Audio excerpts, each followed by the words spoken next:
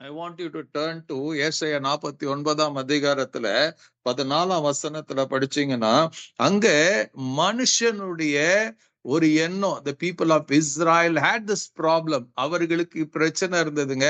அவர்களை ஆண்டவர் நடத்தினார். They saw the glory of God. அவர்களை பல இக்கட்டுகள், பல யுத்தங்கள் எல்லாம் வந்தது. அது நடுவுல கர்த்தர் எல்லாவற்றிலும் அவங்களை விடுவித்து கர்த்தர் காத்தாரு. பட் மனுஷனுக்குள்ள என்ன இருக்குதுங்க, அந்த ஒரு தாட், ஒரு சில நேரத்துல நம்ம ஜெபித்த ஜெபத்துக்கு நம்ம பதில் கிடைக்காத போது, நாம நினைச்ச காரியங்கள் நடக்காத போது, நம்ம வீட்டுக்குள்ள நடக்க வேண்டிய காரியங்கள் நடக்காத போது, நம்முடைய பிளான் எல்லாம், நம்ம போட்ட திட்டங்கள் எல்லாம் அபார்ட் ஆகும் போது, there is a question, நமக்குள்ள என்ன கேள்வி எழுமோ தெரியுமா? ஈவன் இப் மத்தவங்களுக்கு தெரியலனாலும், but that will be the question. இங்க ஏசாயா 49:14 பண்ணபடி, சீயோனோ கர்த்தர் என்னை கைவிட்டார், ஆண்டவர் என்று மறந்தார் என்று சொல்லுகிறாள். Amen. The church பெண் சொல்ல, it talks about ஒரு பெண் மனவாட்டின்னு சொல்றல. here it says என்னன்னு இப்படி சொல்லுகிறோமா? சியோன் சொல்றாளாம், the people of God are keeping complaining or telling to themselves. என்ன சொல்றாங்க? கர்த்தர் என்ன கைவிட்டாரு. நமக்கு அற்புதம் நடக்கலன்னா நம்ம வாயிலிருந்து புறப்படுகிற வார்த்தை, கர்த்தர் என்ன கைவிட்டுட்டாரு, கர்த்தர் என்னை மறந்துட்டாரு, அவர் ஏன் நான் இவ்வளெல்லாம் ஜெபிக்கிறேன், இவ்வளெல்லாம் நான் செய்யறேன், I go regular to the church, நான் இதெல்லாம் பண்றேன், why this should happen to me? என் வீட்டுல ஏன் நடக்கணும், என் மனைவிக்கு ஏன் நடக்கணும், என் பிள்ளைக்கு ஏன் நடக்கணும், என் கணவனுக்கு ஏன் நடக்கணும், என் வேலையில ஏன் இவ்வளவு பிரச்சனை வரணும், என் குடும்பத்துக்குள்ள ஏன் பிரச்சனை வரணும், ஏன் வை என்னுடைய சுப்பீரியர்ஸ் என் மேல பிரஷரை போடுறாங்க, வை ஐ ஆம் சப்ரெஸ்ட்? அப்ப கர்த்தர் கூட இருந்தா ஏன் இதெல்லாம் நடக்க கூடாதுல்ல? நமக்குள்ள ஒரு கர்த்தருடைய பிள்ளையுடைய மனசுல எழும்புகிற எண்ணங்க இது. Hallelujah. It's not people who are unknown to God. இதை தேவன் அறிந்தவர்களுக்குள்ள வரக்கூடிய, why these people are doing, ஏன் என்ன இப்படி சப்ரஸ் பண்றாங்க, ஏன் என்ன கஷ்டப்படுத்துறாங்க, ஏன் என்ன பிரஷர் பண்றாங்கன்ற கேள்விகள் எழும்பும். அதற்கு தேவன் என்ன பதில் சொல்லுகிறார் பாருங்க. 15ஆம் வசனம் 16ஆம் வசனத்துல நீங்க படிச்சீங்கன்னா, ஸ்திரீயானவள் தன் கர்ப்பத்தின் பிள்ளைக்கிறாங்கமல் தன் பாலகனை மறப்பாலோ, அவர்கள் மறந்தாலும் நான் உன்னை மறப்பதில்லை. This is the answer of God. Israel மக்கள் சொல்றாங்க, என்ன மறந்துட்டார் கர்த்தர். ஆனா ஆண்டவர் என்ன சொல்றாரு? He gives an explanation. எப்படி கொடுக்கிறார் பாருங்க. ஸ்திரீயானவள் தன் பிள்ளைக்கு இறங்காமல் தன் பாலகனை மறப்பாலோ? எந்த தாயாகிலும் தன் பெற்றெடுத்த 10 மாதங்கள் சுமந்து பெற்றெடுத்த தன் பிள்ளையை மறந்துடுவாளா?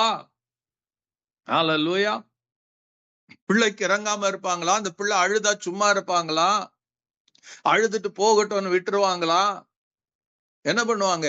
அந்த தாய் உள்ளம் பதைக்கும்னு சொல்லுவாங்க. வந்து அந்த பிள்ளையை மார்போடு அணைச்சுக்குவாங்க. அந்த பிள்ளைக்கு என்னன்னு அவங்க ஆராய்ச்சி பண்ண ஆரம்பிப்பாங்க. ஏன் அழுகுதுன்னு யோசிப்பாங்க. they do something. அந்த பிள்ளை கதறும் போது அந்த பிள்ளைக்கு வழினாலேயோ சம் ரீசன் அவங்க கதறுவாங்க. பட் தாயானவள் பிள்ளைக்கு என்ன நடந்துச்சோன்னா அவங்க உள்ளம் பதறும், கண்கள்ல கண்ணீர் வரும், பயம் வரும். ஆண்டவராகிய தேவன் இதுதான் சொல்றாரு. அந்த அப்படியான ஒரு தாய் கூட தன் பிள்ளைகளை மறக்கக்கூடிய ஒரு சூழ்நிலை வந்தாலும் அவர் சொல்றாரு, அவர்கள் மறந்தாலும் நான் உன்னை மறப்பதில்லை. To somebody this may be a message for you. ஆண்டவர் சொல்ற, நான் உன்னை மறப்பதில்லை. How can I forget you? நான் உன்னை மறப்பதில்லை. அது மாத்திரம் அங்க நிக்கிறதுல அவர் சொல்றாரு, இதோ என் உள்ளங்கையில் உன்னை வரைந்து வைத்திருக்கிறேன், உன் மதில்கள் எப்பொழுது எனக்கு முன்பாக இருக்கிறது. அதோடைய அர்த்தம் என்னன்னா, ஐ எம் ஆல்வேஸ் வாட்சிங் யூ. என் கண்கள் உன் மேல பார்த்தா பதிந்து இருக்கிறது. My eyes is on you, my heart is on you. God may be telling you, என் மகனே, என் மகளே, உலகமே உன்னை மறந்தாலும், கணவன் உன்னை மறந்தாலும், மனைவி உன்னை மறந்தாலும், பிள்ளைகள் உன்னை கைவிட்டாலும், நீ தனித்து இருக்கிற ஒரு சூழ்நிலை வந்தாலும், if nobody is there, நான் உன்னை மறந்தது இல்லை, நான் உன்னை மறக்கவும் மாட்டேன். I've seen you. உன் கண்ணீரை பார்த்தேன். I've seen your tears, I've seen your pain, I've seen your sickness. நான் இல்லைன்னு மாத்திரம் நினைச்சுக்காதே. I am just looking unto you. நான் உன்னை எப்போதும் கவனித்து பார்த்து கொண்டிருக்கிறேன். I know what to do, when to do, how to do. வாழ்க்கையில நான் செய்வதற்கு I know I have already planned. வாழ்க்கையை இந்த சூழ்நிலையிலிருந்து மாற்றுவதற்கு I know I have a plan, I have a way. But everything will fall. அந்தந்த காரியங்கள் அந்தந்த காலத்துல நிச்சயமா நிறைவேறும். Till then hold on your peace. உன் சமாதானத்தை காத்துக்கொள்ளு, உன் விசுவாசத்தை காத்துக்கொள்ளு, உன் ஜெபத்தை காத்துக்கொள்ளு, உன் நம்பிக்கை விட்டுறாத. கர்த்தர் உன் பட்சத்துல தான் இருக்கிறார் என்பதை மறந்து விடாதே. You are not alone. If you are thinking எனக்கு யாரும் இல்லைன்னு சொன்னா, there is a God who created the heavens and earth. அவர் சொல்ற, நான் உன் பட்சத்துல இருக்கிறேன், உன்னோடு இருக்கிறேன், நான் உன்னை மறக்கல, உன்னை கைவிடலன்னு ஆண்டவர் சொல்லி கொண்டு இருக்கிறார். சில பேருக்கு இது புரியுது கூட கஷ்டமா இருக்கலாம். That is God. ஏன்னா உன் நினைவுகள் என் நினைவுகள் அல்ல என்று ஆண்டவர் சொல்லி இருக்கிறார்கள். You may not understand God, but He understands you. உன்னுடைய பலவீனம் என்னன்னு தெரியும். He knows every detail of your life. Bible சொல்லுது, உன் தலையில இருக்கிற முடியெல்லாம் எண்ணப்பட்டு இருக்கிறதா. Without God's knowledge உன் தலையில இருக்கிற முடி கூட கீழே விழுவது கிடையாது. Hallelujah. He knows everything. உன் எலும்புகள் எல்லாம் அவருக்கே தெரியும். When you were in the mother's womb, உன் எலும்புகள் உருவாவதை கூட அவர் பார்த்தாராம். Hallelujah. He has chosen you. He has redeemed you. ஏதோ அப்படியே இருந்துட்டு போகிறதுக்கு அல்ல. God is such a wonderful God. நீங்க பழைய ஏற்பாடுல பாத்தீங்கன்னா 2 ராஜாக்கள் 4ஆம் அதிகாரத்துல நீங்க பார்க்கும்போது அங்கே there it talks about a prophet's wife. அவங்க கணவன் இறந்து போய் விடுகிறான். நீங்க 1ஆம் வசனத்துல இருந்து நீங்க படிச்சீங்கன்னா ஹல்லேலூயா 7ஆம் வசனம் வரைக்கும் நீங்க படிச்சீங்கன்னா நீங்க நான் அதுல தெளிவா எழுதப்பட்டு இருக்கிறோம். தீர்க்கதரிசியின் மனைவியானவள் என்ன பண்றாங்க, தன் கணவன் இறந்து போனா அவன் கடன் வாங்கிட்டு இறந்து போய் விடுகிறான். கடன் கொடுத்து என்ன பண்றான் அந்த நாட்கள்ல, he comes, they find nothing to take. அவ வீட்டுல ஒண்ணும் கிடையாது, ஒண்ணும் கிடையாது. வெறும் ஒரு சின்ன ஜார் என்ன மாத்திரத்தை தவிர வேற ஒண்ணும் கிடையாது. கடன்காரன் வரான், வீட்டுல ஒண்ணும் இல்ல. அவன் என்ன பண்றாங்க, உன் பிள்ளைய நான் அடிமையை எடுத்துட்டு போக போறேன்னு அவன் சொல்லி வரான், சண்டை போடுறான், அவன் நிக்கிறான். அப்போ இந்த ஸ்திரீயானவள் என்ன பண்றாங்க, எலிஷா கிட்ட போறா, தீர்க்கதரிசி கிட்ட போய் அவ மன்றாடுற, ஐயா இந்த மாதிரி ஒரு சூழ்நிலை ஏற்பட்டுச்சு, என்ன பண்ணணும்னு தெரியலன்னு. So she thought everything, என் வாழ்க்கையே முடிஞ்சு போச்சு, என் நம்பிக்கையா என் புருஷன் செத்து போயிட்டான், என்னுடைய நம்பிக்கையா இருக்கிற 2 பிள்ளைங்களை அவங்க சிறைப்பிடித்து கொண்டு போக போறாங்க. நான் what is the point in me living? அவன் நினைச்சிருக்கலாம், has God forsaken me? God has forgotten me. அந்த நிலைமையில தான் எலிஷா கிட்ட வரா, எல்லாத்தையும் இழந்து போனவனா, ஒன்றுமில்லாதவனாக வருகிறா. அந்த இடத்துல எலிஷா கேட்கிறாரு, உங்ககிட்ட என்னமா இருக்கிறது? அவர் சொல்றார், ஒரு குடம் எண்ணெய், ஒரு jar, I have a jar of oil. அதை தவிர என் வீட்டுல அடுத்த வேலைக்கு சாப்பிடுறது கூட எண்ணெயை தவிர வேற ஒண்ணும் கிடையாது. ஹல்லேலூயா. அவ வீட்டுல அரிசி இல்ல, பருப்பு இல்ல, மற்ற இது எதுவுமே கிடையாது, வெறும் எண்ணெய் மாத்திரம் தான் இருக்கிறது. Nothing was left, everything was empty. அந்த நேரத்துல எலிஷா சொல்றாரு, அந்த எண்ணெய் போதும் வாழ்க்கையை மாற்றுவதற்கு. அவன் சொல்ற, நீ போய் அக்கம் பக்க வீட்டுல எல்லாம், அப்போ அதோடைய அர்த்தம் நாங்க வீட்டுல சரியான பாத்திரம் கூட இல்ல, அக்கம் பக்கத்துல இருக்கிற எல்லா வீட்டிலையும் போய் பாத்திரத்தை எவ்வளவு வாங்க முடியுமோ கடன் வாங்கு, உன் வீட்டுக்குள்ள கொண்டு போ, அரை கதவை சாத்து, அந்த எண்ணெயை, அந்த கொஞ்ச எண்ணெயை நீ மற்ற பாத்திரங்கள்ல ஊத்து. Hallelujah. She went and did exactly as the prophet said. அவ அப்படியே செய்தாலாம். அவ யோசிக்கல, இந்த ஒரு சின்ன பாத்திரத்துல என்ன இருக்குது, இந்த ஒரு பாத்திரம் எண்ணெயை வச்சுக்கிட்டு நான் என்ன பண்றதுன்னு அவ கேட்கல. She believed in the word of the man of God. இன்னைக்கு எத்தனை பேருக்கு ஆண்டவர் சொல்றது மேல நம்பிக்கை வரும்? ஆண்டவராகிய தேவன் சொன்னாரு மத்தேயு 6ஆம் அதிகாரத்துல, ஹல்லேலூயா, நீ ஜெபிக்கும் போது என்ன பண்ணு, அஞ்ஞானிகளை போல ஜெபம் பண்ணாதே, உன் அறை வீட்டுக்குள்ள போய் கதவை சாத்தி அந்த இடத்துல அந்தரங்கத்துல பார்க்கிற உன் பிதாவை நோக்கி நீ ஜெபம் பண்ணு. நீ ஜெபம் பண்ண ஆண்டவர் என்ன பண்ணுவாருங்க, அந்த ஜெபத்தை கேட்டு வெளியரங்கமான பதிலை கொடுப்பாருன்னு ஆண்டவர் திரும்ப திரும்ப திரும்ப மத்தேயுல சொல்லி இருக்கிறாரு.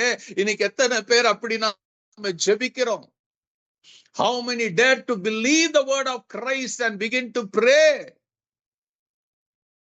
There is a miracle. ஆண்டவர் சொல்றாரு, ஹalleluya, எலிசா சொல்றாரு, உன்கிட்ட இருக்கிறதுல தான் உனக்கு அற்புதம் இருக்குது. இன்னைக்கு ஆண்டவர் உங்களை பார்த்து என்ன சொல்றாரு, உங்க ஜெபத்துல தான் அற்புதமே நிரம்பி இருக்கிறது. Your prayer can produce results. Your prayer can produce a miracle. Hallelujah. Don't depend on others' prayer. You can pray. உங்களால ஜெபிக்க முடியும். The whole Bible says somebody prayed and a miracle happened. யோசேப்பா ஜெபம் பண்ணா, அவன் யூதா, தேவன் யூதா கோத்திரத்துக்கு ஒரு அற்புதத்தை செய்தார். எசேக்கியா ஜெபம் பண்ணா, அன்னைக்கு இரவுல ஒரு தூதன் அனுப்பி 1,85,000 பேருக்கு தேவன் என்ன பண்ண கொண்டு போட்டாரு. எசேக்கியா ராஜா ஜெபம் பண்ணா, அவனுக்கு இருந்த வியாதியை குணமாக்கி 15 வருடங்கள் ஆண்டவர் கூட்டி கொடுத்தார். எவ்ரிபடி இவங்களை பாத்தீங்கன்னா they prayed to God of heaven. She believed what God's man said. அதை போய் அப்படியே செய்கிறா. தனக்கிட்ட இருக்கிறத எலிசா சொல்ல, நீ அங்க போய் இது பண்ணுன்னு. The man of God, உன்கிட்ட இருக்கிறத, oh, you can pray. There is an anointing of prayer upon your life. எத்தனை பேர் நம்புறீங்க?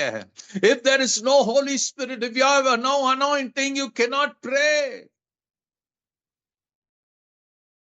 தேவன் அந்த கிருபையை கொடுத்திருக்கிறார். You pray and get your miracles.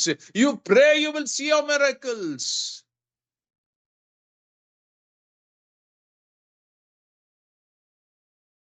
அவ போறா, எடுத்துக்கொண்டு போகிறா பாத்திரத்தை எல்லாம் ஒண்ணுன்னா மகன் பிள்ளைங்க கிட்ட வாங்கி ஊத்துறா ஊத்துறா ஊத்துறா ஊத்துறா. Every pot was filled with oil.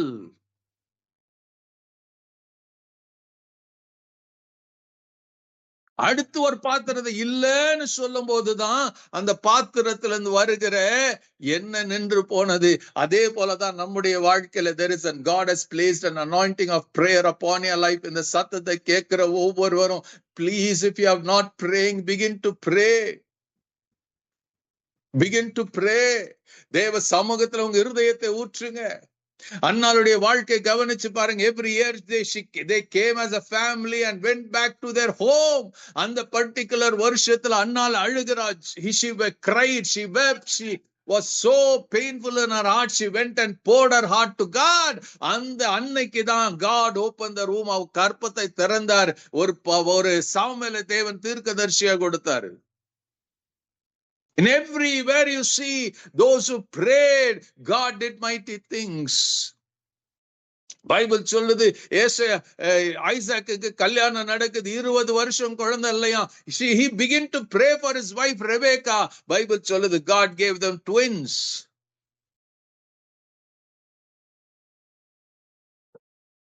Hallelujah. புதிய ஏற்பாடுல பாருங்க, everybody those who prayed they received a miracle. குஷ்டரோகி வந்தா, எனக்கு சுகமே, என்ன சொஸ்தமாக்குனா, he received a miracle. குருடன் பர்த்திமே வந்து, ஆண்டவரே பார்வையடையணும், he received a sight. Everywhere you see. பெரும்பாடுள்ள ஸ்திரீ வந்து ஆண்டவருடைய வஸ்திரத்தை தொடுகிறா. By faith she got her healing. You can do. இந்த சத்தத்தை கேட்கிற, hallelujah, don't expect a miracle from someone. You have a miracle in Jesus Christ. That miracle ஆண்டவர் என்ன பண்றாருங்க, it's in your mouth. உதட்டிலும் உன்னுடைய நாவிலும் இருக்கிறது. When you begin to open your mouth and we begin to pray, நீ ஆண்டவருடைய சமூகத்துல ஜெபிக்கும் போது, you will see that great things. உங்க வாழ்க்கையில முடியாதது கூட முடியக்கூடிய ஒரு சக்தி ஏற்படுத்தக்கூடியது prayer. Prayer is powerful.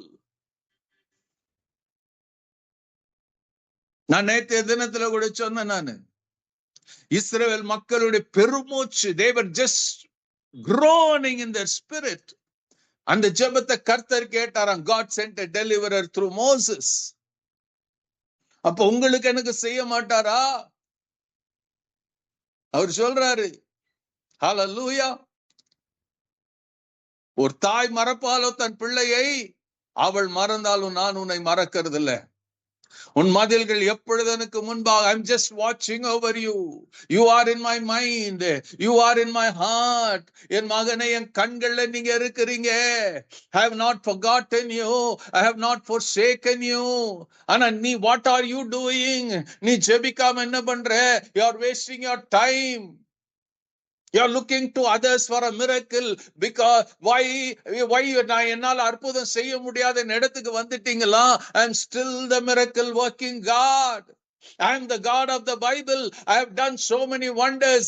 Bible is an evidence for you to believe that I still exist. I still sit on the throne. And I command miracles and wonders on the earth.